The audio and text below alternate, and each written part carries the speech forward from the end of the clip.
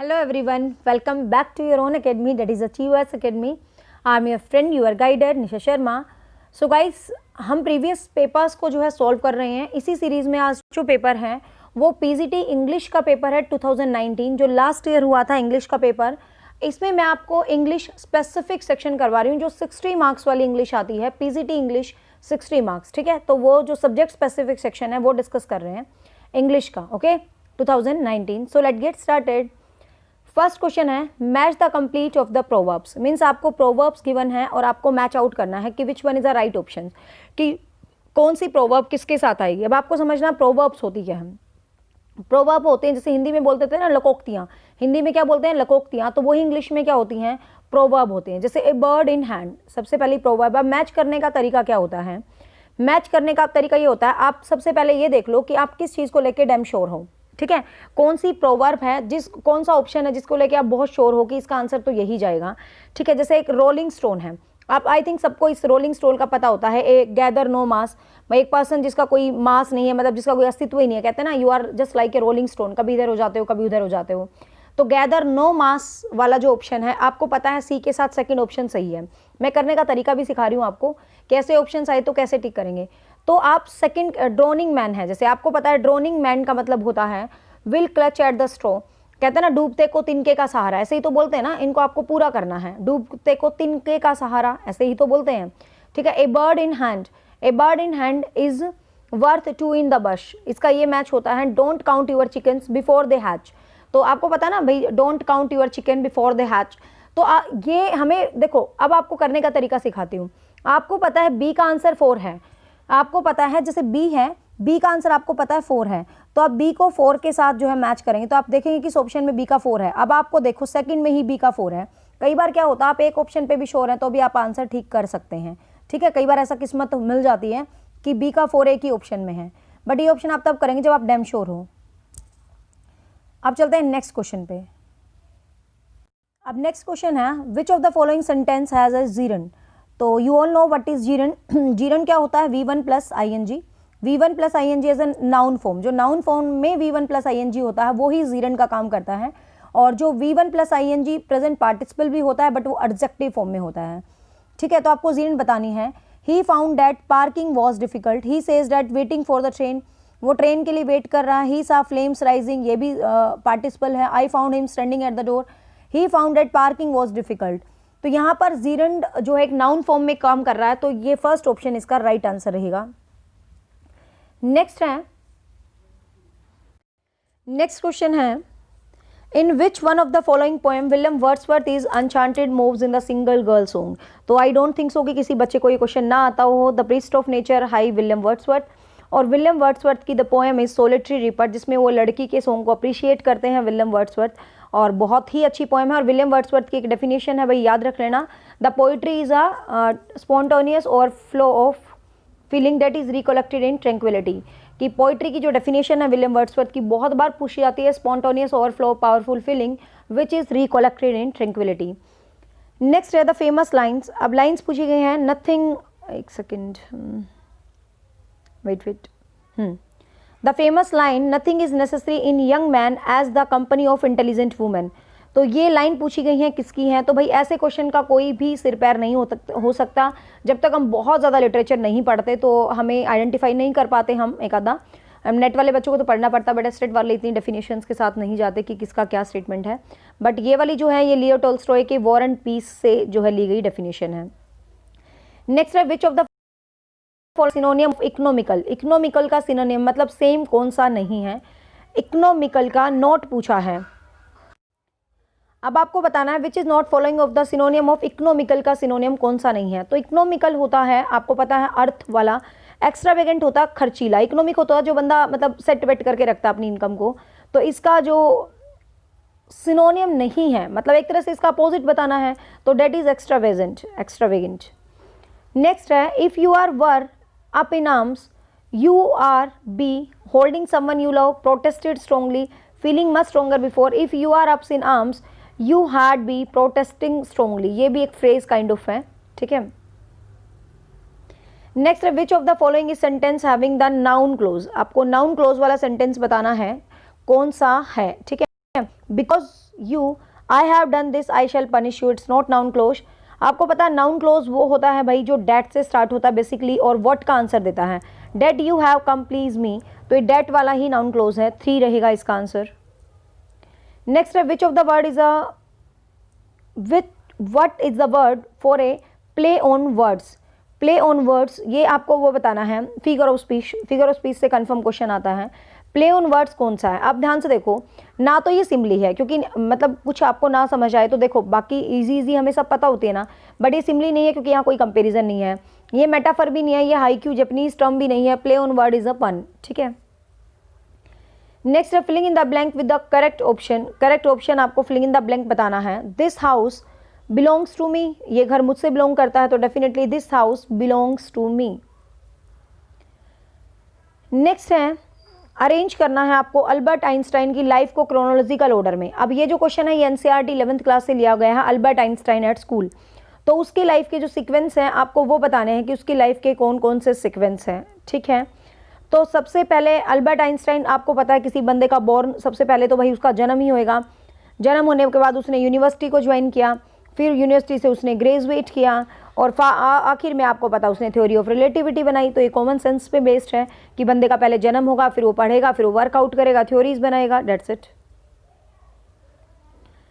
Next है William Saroyan's the summer of the beautiful white house, ये भी NCERT से हैं। पीजीटी वाले बच्चों को एनसीईआरटी पढ़ना बहुत ज़रूरी है, ये भी 11th क्लास के एनसीईआरटी का ही क्वेश्चन है भाई। ब्यूटीफुल ऑफ द वाइट, उस स्टोरी के अंदर क्या था, तो आपको पता है अर्मेरियंस 2 कबीले थे, 11-12 तो बेसिकली सब पढ़ते रहते हैं, और उनके जो बच्चे हैं उनकी स्टोरी थी जिनका होल मार्क था ट्रस्ट एंड ऑनेस्टी। ये किसी का वाइट हॉर्स ले आते हैं ना, कोई इन पे शक भी नहीं करता और ये वापस दे देते हैं, तो अच्छी सी स्टोरी है ये, मैंने पढ़ाई हुई है 11th-12th को, तो ये 3 रहेगा इसका आंसर, ठीक है। एनसीईआरटी बच्चे जरूर पढ़ के जाना, एनसीईआरटी से बहुत क्वेश्चन आते हैं, मैं हमेशा कहती हूँ please. The central theme of the famous poem is a conversation between the young man and young women on the nature of beauty. तो the central theme of the famous poem, ये किस poem की थीम है जिसके अंदर young man and young women, ये भी एनसीईआरटी का क्वेश्चन है, the ball poem, this question also from NCERT. Filling in the blank in the given sentence with an appropriate idioms, idioms आपको फिल करना है कौन सा है। इफ आई वर यू, यदि मैं होता, I had until the situations improve. If I were you, I had bring that to head, ये फ्रेज है, ये मतलब ईडियम है, bring things to be head. If I were you, I had bring things to be head until the situations, no no no no, if I were you, I had until the situations improve. If I were you, तो मैं until the situations improve, जब तक situations improve नहीं होती, I did keep on my head, कहते हैं ना जब तक काम नहीं होता मैं अपना मतलब दिमाग उसमें सेट रखूंगा, तो इस चीज़ को बोलते हैं कीप माई हेड डाउन, ठीक है, कीप माई हेड डाउन, तो ये आएगा इसका answer 4। Next question again from NCERT, Adrienne Rich aunt Jennifer tigers. Aunt Jennifer tigers है तो वो किस चीज़ को एक्सप्रेस करती है, तो आपको पता है आंट जेनिफर टाइगर्स एक वुमेन के जो है कॉन्ट्रा, जो मतलब उसकी मैरिड लाइफ की जो प्रॉब्लम्स हैं कि आंट जेनिफर कैसे रहती है उसके हस्बैंड के साथ, ये वो सब कुछ जो है, तो वुमेन्स एक्सपीरियंस को शो किया गया है इस पोएम के, ये 12th क्लास में है ये पोएम, तो आप मतलब आइडिया लगाओ 11-12 से काफ़ी क्वेश्चन डाले हुए हैं। Filling in the blank with the personal pronoun आपको फिल करना है, काफ़ी फिलिंग इन द ब्लैंक दे रखे हैं तो 1 बाय 1 चलते हैं। पर्सनल प्रोनाउंस आपको फिल करने हैं इसके अंदर। A man kidnap a person and a man kidnap a little girl and hide हर, तो सीधी सी बात है लिटिल गर्ल है तो लिटिल गर्ल के लिए हर आ जाएगा। In her bungalow in the outskirt of the city he sent, आदमी ने भेज दिया, he sent the parents to the random notice telling them to leave. ये इसमें क्या है देखो, आप नीचे ऑप्शंस पे जाओ, सीधा सा करने का तरीका, आप नीचे ऑप्शंस पे जाओ, सुटेबल ऑप्शंस को टिक करते रहो कौन कौन सुटेबल है। ये तो अकॉर्डिंग सीधा सीधा सा बात है, जहाँ ऑब्जेक्टिव केस है हर यूज़ कर दो, जहाँ पेरेंट्स के पहले आया दैम यूज़ कर दो, दे यूज़ कर दो, ठीक है, बंदे के लिए आया तो ही यूज़ कर दो, तो इस टाइप से इसका आंसर बन जाएगा, ठीक है। Next, who is the author of the book from Heaven's Lake. From Heaven's Lake is a book by Vikram Seth. From Heaven's Lake is a book by Vikram Seth की है ये बुक। नेक्स्ट है person who loves humankind in general is, तो सबको पता है जो सारी दुनिया को प्यार करता है, ह्यूमन काइंड को प्यार करता है, उसको फिलांथ्रोपिस्ट बोलते हैं। फिला होता है root word for the love, philanthropist, ठीक है, जो सबको मैनकाइंड को प्यार करता है उसके लिए वर्ड यूज होता है।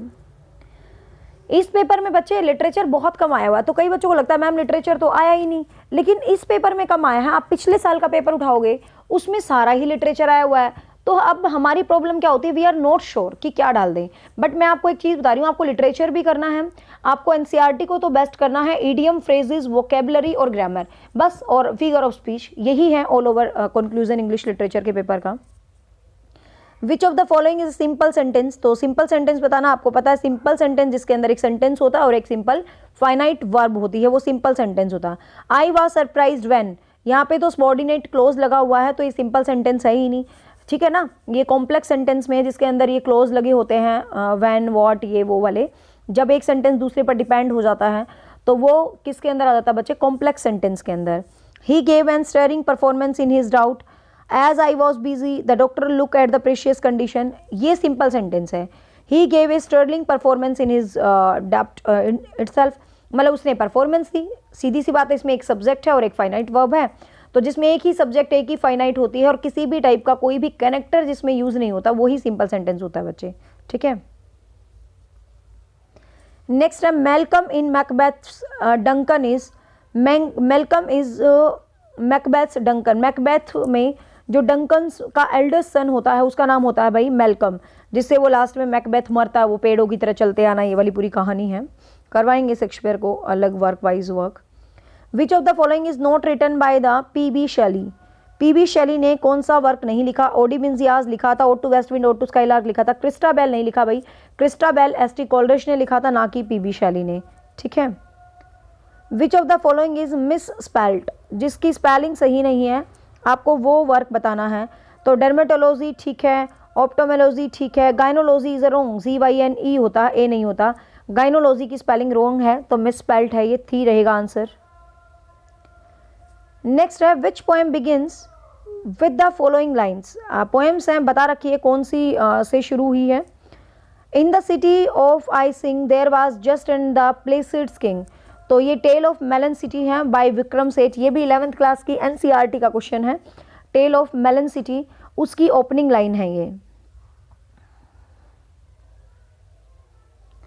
नेक्स्ट है advertisement can be extremely useful if they were honest and help you decide what to buy, आपको क्या बताना है यहाँ पर, आपको बताना है underline word is incorrect, okay. Advertisements can be extremely useful, advertisement extremely useful हो सकते हैं, दे वर ऑनेस्ट, दे वर नहीं होता, जब हम एक कोई बात कर रहे हैं कि प्रेजेंट की बात है तो वर कैसे लगा दिया, तो वर यहाँ पर रॉन्ग अंडरलाइन है, ठीक है, क्योंकि जब हम सिंपल कोई भी जनरल डिस्कशन करते हैं प्रेजेंट टेंस में करते हैं। नेक्स्ट है which among the following play of Shakespeare is not a tragedy, Shakespeare का कौन सा प्ले ट्रेजेडी नहीं है, तो you know Shakespeare having the 4 great tragedy that is Hamlet, Othello, Macbeth, Tempest is not the part of tragedy.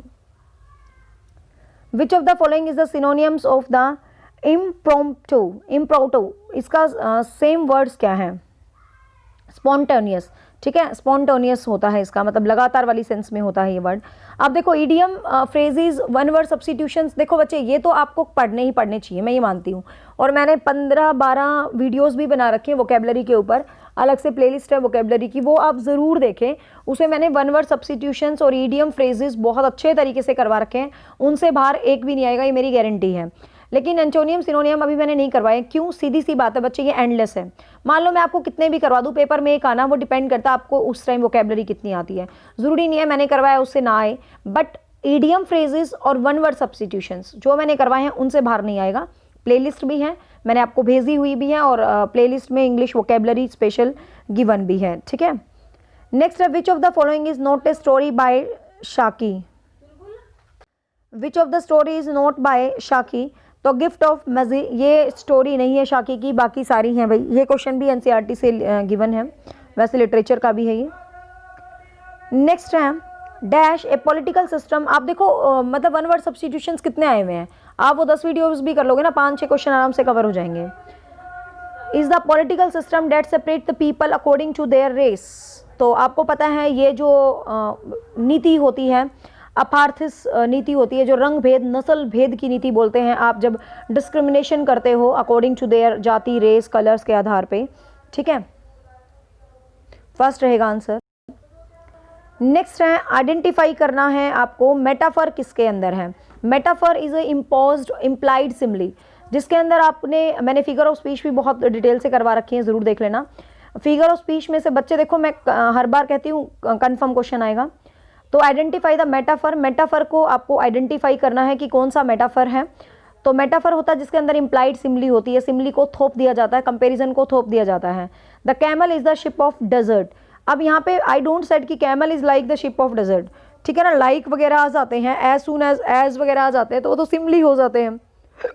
But यहाँ पे मैं कह रही हूँ कैमल शिप है डेजर्ट का, तो यही मेटाफर है वन, क्योंकि यहाँ पर इम्प्लाइड सिमली है, थोप दी गई है। नेक्स्ट है, which of the following is not written by Arundhati Roy. Arundhati Roy ने कौन सा नहीं लिखा। नेक्स्ट क्वेश्चन है, which of the following is not written by Arundhati Roy ने कौन सी बुक नहीं लिखी। The God of Small Things बिल्कुल अरुंधति रॉय की है। The Ministry of Almost Happiness Arundhati Roy की है। कैपिटलिज्म भी अरुंधति रॉय की है। बट इंटरप्रेटर ऑफ मेलेडीज, ये 9 शॉर्ट स्टोरीज का कलेक्शन है बाय झुम्पा लहरी, ठीक है। तो ध्यान रखना, इंटरप्रेटर्स ऑफ मेलेडीज ये झुम्पा लहरी का है, 9 शॉर्ट स्टोरीज का कलेक्शन, ठीक है। नेक्स्ट है, a thing of beauty is Joy for ever is a opening line of John kids. तो आई डोंट थिंक सो कि कोई बच्चा इस लाइन से वाकिफ नहीं होगा। डिट इज बाय एंडी मियोन ऑफ जॉन किड्स। मैंने वीडियोस में बहुत अच्छे से करवा रखी है चीज़, ठीक है। जॉन किड्स की एंडी मियोन से है।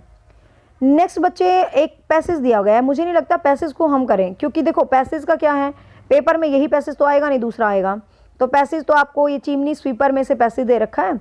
अब यूँ मैंने आंसर क्या बताने, ठीक है, मतलब वो तो आपको पेपर में जो भी पैसेज आएगा उसको रीड करके उसके अकॉर्डिंग आप आंसर्स को देंगे, ठीक है। तो इन क्वेश्चंस को मैं स्किप कर देती हूँ, क्योंकि यहाँ कुछ आंसर बताने लायक नहीं होगा 130 तक, क्योंकि ये पैसेज से है। पैसेज से कोई समझाने वाला क्वेश्चन है तो मैं देख लेती हूँ। ये है, ये फिगर ऑफ स्पीच से आया हुआ, इसलिए इसको देख लेते हैं। Which of the following technique does the poet use emphasis of the feeling of the bleakness of affect every one of from which of the seems to the scape. अब इसके अंदर पोइट ने क्या यूज़ कर रखा, बार बार देखो words को repeat कर रखा है, तो रिपीटिशन यूज़ है, ये भी पैसेज पे ही डिपेंड है, ठीक है। पैसेज से रिलेटेड जैसे ये क्वेश्चन है, जैसे कुछ क्वेश्चन होते हैं जो ग्रामर बेस्ड है, उसको देख लो। 126 क्वेश्चन है, the word chartered in the first 2 lines. First 2 line में जो चार्टेड वर्ड है वो किस रूप में यूज़ हुआ है। तो पैसेज में देखो जो पहली 2 लाइन्स है उसमें चार्टेड वर्ड एक एडजेक्टिव के रूप में यूज़ हुआ है। देख लो एक बार पहली 2 लाइन्स में, I wander through each chartered street. देखो ईच चार्टेड स्ट्रीट, तो स्ट्रीट को क्वालिफाई करा गया है, तो नाउन को क्वालिफाई किया गया है, तो ये एडजेक्टिव फॉर्म में यूज हुआ है, ठीक है। तो 120 तक के क्वेश्चंस को मैं स्किप कर रही हूँ क्योंकि ये पैसेज के क्वेश्चंस है, no need to go with the passage question. 127 है, the underline word in and mark in every face I meet. ये भी अंडरलाइन वर्ड वहाँ पर वर्ब के रूप में यूज हुआ है पैसेज में, ठीक है।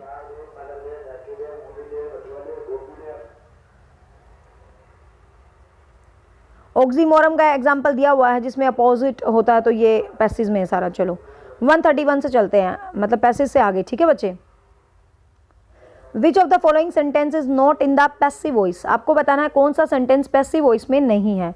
My car was stolen last night, तो आपको पता है वॉज भी लगा हुआ है, थर्ड फॉर्म भी लगी हुई है, मतलब जो टेंस का है प्रेजेंटेशन वो भी यहाँ पर है, तो ये पैसिव वॉइस में है। Spanish is spoken in many Latin American countries, this is also in passive voice. My house is being painted, this is also in passive voice, क्योंकि आपको पता है ना वो ये कॉन्टिन्यूस के साथ। Someone offered me a better job, there is no passive voice. A better job was offered by someone, ऐसे कुछ लिखा होता तो पैसिव फॉर्म में होता, तो 4th is the right answer. Next है, I must finished the work today. I must finish the work today, the underline modal auxiliary shows. I must finish, मुझे आज अपना वर्क फिनिश करना है, आज ही, तो that is called my necessity, कि I have to do my work today, तो ये नेसेसिटी है, ठीक है, ये नेसेसिटी है। कई बच्चों को लगेगा ये कंपल्शन है, कंपल्शन ऐसे होता है यू हैव टू डू। यदि ये आई, मैं कह रही हूँ मैंने आज काम खत्म करना है, ये ज़रूरत है, मैंने आज आपको पेपर करवाना, आप ज़रूरत है, आपका पेपर सिर पे है। बट मस्ट तब होता है, मतलब कंपल्शन, तब मैं कहती तुझे ये आज करना ही करना हर हाल में।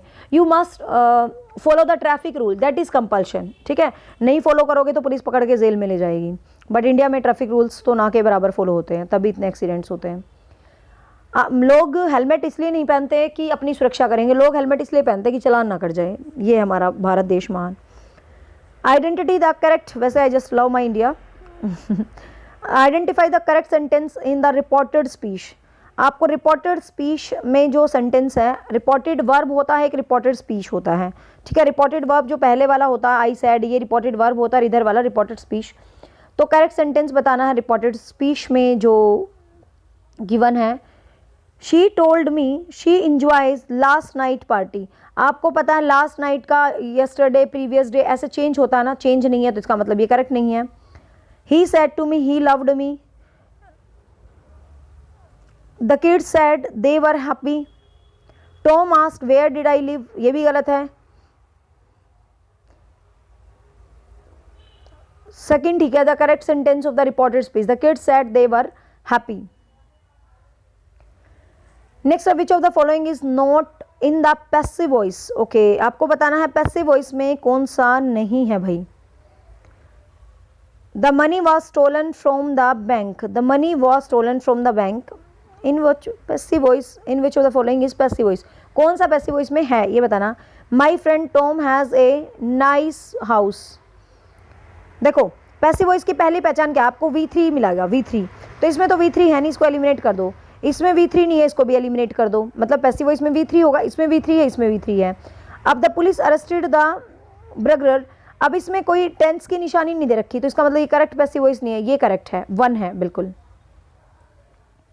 हर चीज़ देखना ना, आपको हेल्पिंग वर्ब भी आ रहा है, थर्ड फॉर्म भी आ रहा है। नेक्स्ट है we should never get down from the moving train. We should never get down from the moving train. हमें मूविंग ट्रेन से भी नहीं मतलब वो होना चाहिए गेट डाउन। तो कैसी है भाई ट्रेन, मूविंग ट्रेन है, तो यहाँ पर एक क्रिया है और उसको क्वालिफाई कर रखा है, तो इट्स कॉल्ड एडवर्ब। ये क्या कहलाएगा भाई, एडवर्ब कहलाएगा, ठीक है। नेक्स्ट है choose the correct reported speech of the following sentence. Choose the correct reported speech of the following sentence. आपको रिपोर्टेड स्पीच बताना है इस सेंटेंस की, मतलब नरेशन चेंज करना है। They said a bad carpenter quarrel with his tool. तो they said that a bad carpenter, quarrels है तो फर्स्ट फॉर्म है तो क्विरल्ड with his tools.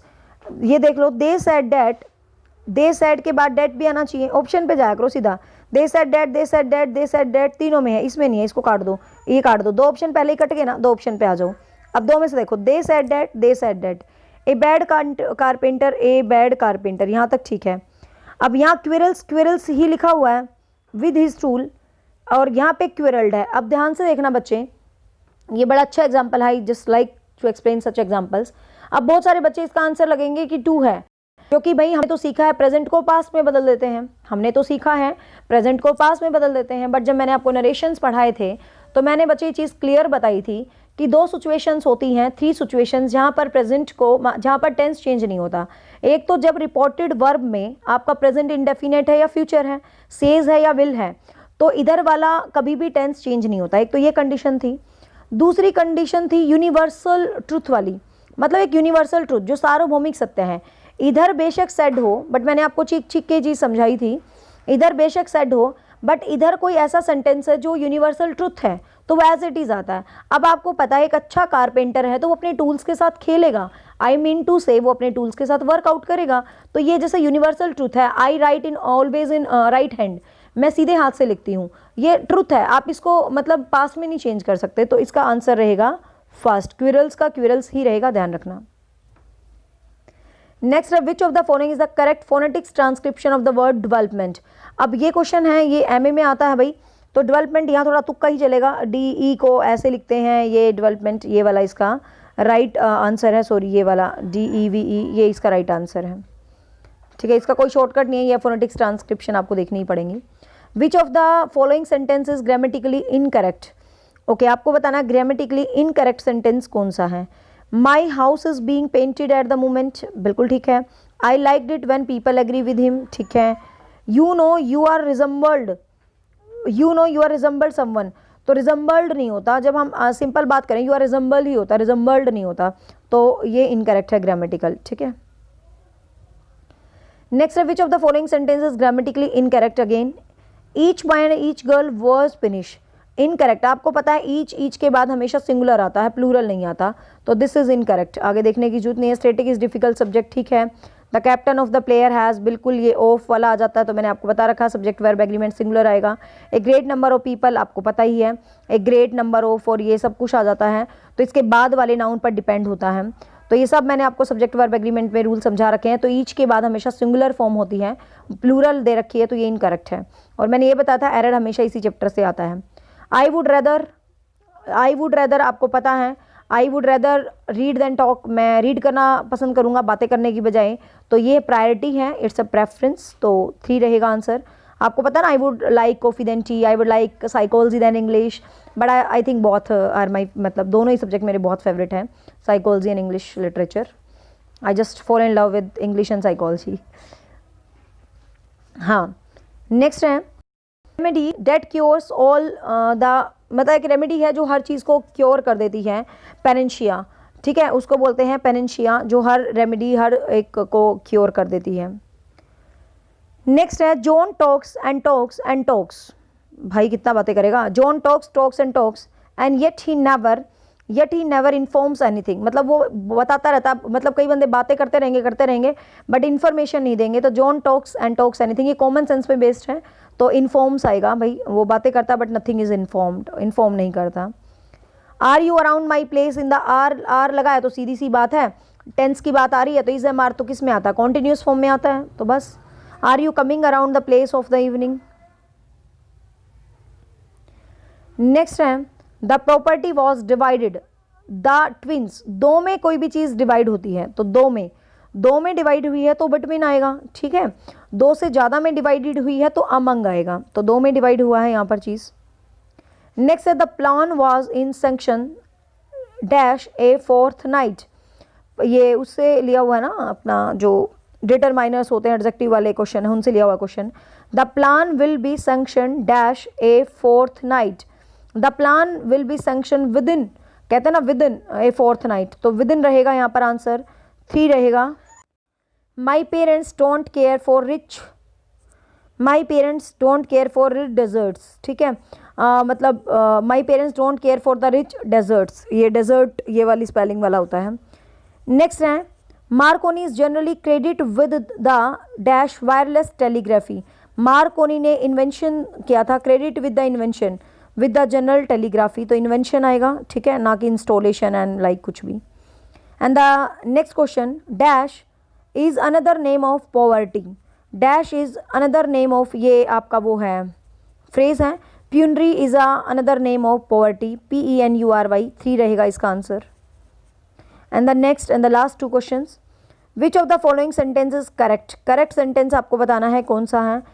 Eight last I have been solving the problem, Jack has been trying to get this book publish for the ages but so far he said yes and my friend have been buying, ये गलत है, I have never being understand, ये गलत है, second ही सही answer है, second.